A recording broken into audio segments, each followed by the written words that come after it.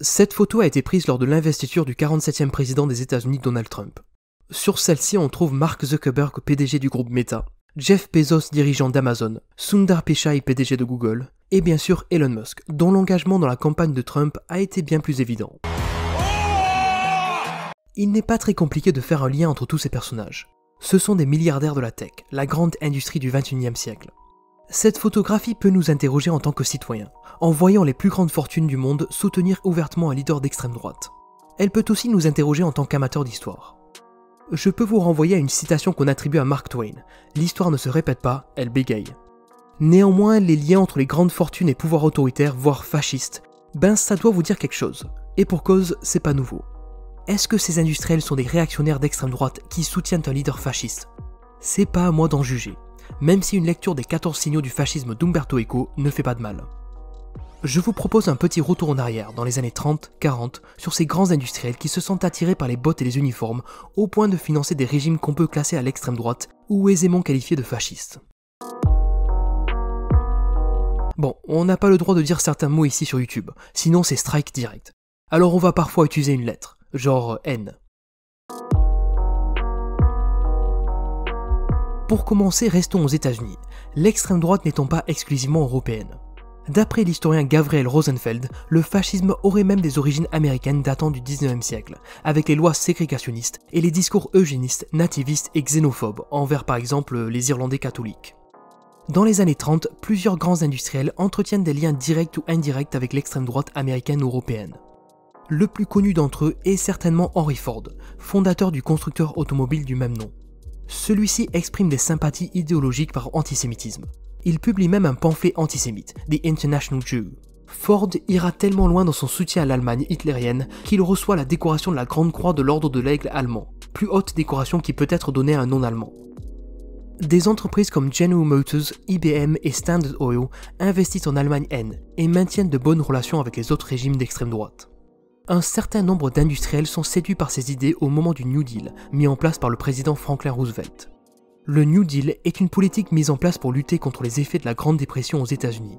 Les industriels voient d'un mauvais œil ce New Deal, qu'ils considèrent comme une menace pour leurs intérêts, du fait des hausses de salaire, des taxes et de l'ingérence croissante de l'État américain dans la politique économique. De grands industriels apportent leur soutien à des organisations au programme très conservateur, bien que non ouvertement fascistes. S'afficher ouvertement fasciste ou haine est plus compliqué à assumer publiquement. C'est le cas de la famille Dupont de Nemours, à la tête d'une compagnie du même nom, spécialisée dans la chimie, et faisant partie des 150 entreprises répertoriées par le Congrès pour leurs liens économiques avec le Reich. Celle-ci figure parmi les fondateurs de l'American Liberty League, organisation conservatrice chargée de faire campagne pour des idées réactionnaires et surtout contre le New Deal. Les organisations plus radicales comme le German American Bund, organisation N créée dans les années 30, restent somme toute marginales. Le plus grand fait d'armes du Bund est de rassembler 20 000 personnes à Madison Square Garden en opposition au New Deal, qu'ils appellent le Jew Deal, considération qu'ils ont donc en commun avec une partie de la bourgeoisie américaine qui apporte parfois un soutien discret. Et même si le Bund trouve des soutiens auprès d'autres groupes nationalistes américains comme les Silver Shirts, le Ku Klux Klan et l'America First Committee, il reste cependant limité à une partie de la communauté germano-américaine. Les industriels américains optent donc pour la prudence dans un pays assez imperméable au fascisme, du fait d'un succès du New Deal, du pluralisme ethnique et d'un contrôle gouvernemental important.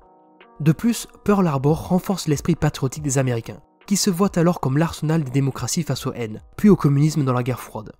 S'il y a des industriels qui, eux, participent à l'émergence d'un pouvoir d'extrême droite, ce n'est pas sur cette rive de l'Atlantique qu'il faut chercher.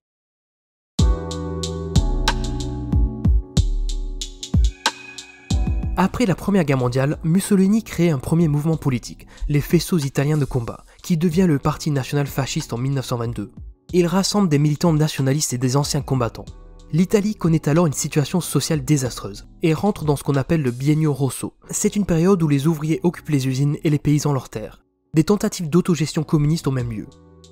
Mussolini utilise alors le squadrisme pour renforcer son mouvement politique. Les chefs fascistes locaux comme Italo Balbo à Ferrare ou Giuseppe Bottai à Rome constituent des milices armées contre-révolutionnaires, utilisées par les grands patrons et industriels.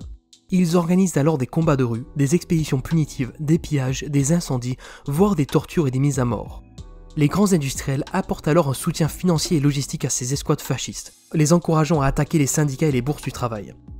Ce soutien permet aussi à leur nombre de croître, passant de 17 000 membres en 1919 à 300 000 en 1922. Parmi ces industriels, on retrouve Giovanni Agnelli, fondateur de Fiat. Mussolini reprend la main sur le squadrisme, en faisant une milice étroitement liée au parti, portant l'uniforme de l'armée italienne, les chemises noires. Le 27 octobre 1922, Mussolini décide une marche des chemises noires vers Rome. Craignant une révolution communiste, les milieux d'affaires veulent Mussolini au pouvoir, voyant en lui l'homme fort capable de ramener l'ordre. Sous pression de la marche, le roi Victor Emmanuel III nomme Mussolini Premier ministre, qui réprime violemment les grèves, promettant une économie libérale sans intervention étatique. Avec l'arrivée au pouvoir de Mussolini, les grands industriels voient leur attente récompensée. C'est le cas de Giovanni Agnelli, qui bénéficie de politiques avantageuses et qui est nommé sénateur en 1923. En 1924, la Stampa, journal antifasciste d'Alfredo Frassati, est confiée à Fiat. Le journal et sa ligne éditoriale s'alignent alors sur les politiques du régime. Arrivés au pouvoir, les fascistes mettent d'abord en place des privatisations de monopoles d'État et un désengagement économique de l'État. Cependant, ceci ne dure pas, et les fascistes ont pour volonté de créer un système économique corporatiste sous direction de l'État suite à la crise de 1929. Suite aux sanctions imposées à l'Italie du fait de l'invasion de l'Éthiopie en 1936, Mussolini cherche à faire de l'Italie un État autonome et militarisé. Sa politique expansionniste entraîne une forte demande de matériel militaire qui profite aux entreprises de l'armement, de la construction navale ou de l'industrie chimique. Mussolini met en place des entités mixtes, les Instituti ou Enti Nazionali, réunissant représentants de l'État et des entreprises pour manipuler prix et salaires. En 1933, Mussolini crée l'Institut pour la reconstruction industrielle, pour sauver les entreprises en difficulté. En 1939, l'IRI contrôle 20% de l'industrie italienne, incluant 75% de la production de fonte et 90% de l'industrie navale. En parallèle, des grands projets et des travaux publics sont lancés. C'est par exemple l'assèchement des marais pontins et la construction d'infrastructures confiées à des entreprises privées. L'Italie fasciste est le premier pays à vendre des entreprises et des actifs appartenant à l'État à des sociétés privées dans les années 20. Le prochain pays à adopter cette approche est l'Allemagne N dans les années 30.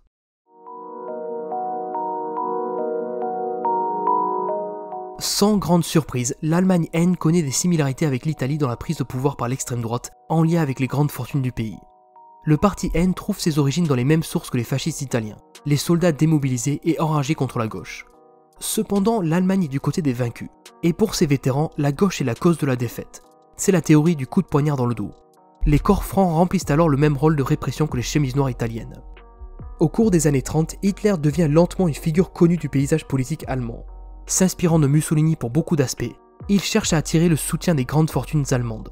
Pour cela, la SA, servant d'outil de répression de la gauche, d'intimidation et de contrôle des rues, est un bon moyen. Il s'attire les bonnes grâces à partir de 1930 d'Emil Kirdorf, ou encore des dirigeants des groupes IG Farben, Krupp et Siemens, qui soutiennent financièrement le parti N. Il peut alors bénéficier du soutien de la presse et des médias bourgeois, qui minimisent la menace qu'il représente pour la démocratie. L'exemple le plus parlant est Hermann Göring, numéro 2 du régime, qui profite de son pouvoir pour devenir un industriel majeur du Reich. Les N n'ont pas de programme économique clair. Le programme en 25 points de 1920 énonce des revendications économiques, mais leur application varie au fil du temps. Après son arrivée au pouvoir, Hitler adopte une approche pragmatique. Dans les années 30, l'Allemagne privatise de nombreuses entreprises et services publics. Ces privatisations concernent divers secteurs, notamment l'acier, les mines, les banques, les chantiers navals et les chemins de fer. Certains services publics sont également confiés à des entités semi-privées liées au parti N. Cette politique vise à renforcer les liens entre le régime et les milieux d'affaires, tout en générant des fonds pour financer les dépenses publiques croissantes. Comme en Italie, un tournant se fait lors de la militarisation de l'économie avec un objectif d'autarcie, la création d'un Lebensraum, une grande Allemagne autonome, une Allemagne aux frontières agrandies et qui permettrait au peuple allemand de vivre en autonomie totale. L'industrie est alors largement mise à contribution et les entreprises qui ont soutenu le régime se voient récompensées par l'implication dans la production militaire. IG Farben par exemple produit les matériaux utilisés pour les armes chimiques et contribue à la Shoah.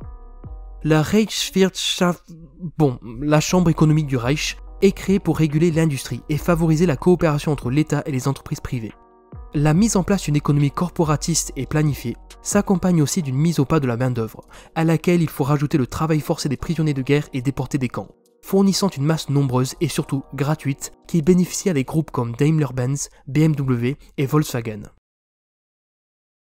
On retrouve tout ceci à travers d'autres régimes que nous n'avons pas abordés. Par exemple, au Japon, le régime est dans une relation quasi symbiotique avec les Zaibatsu, les plus grands groupes d'entreprises du pays.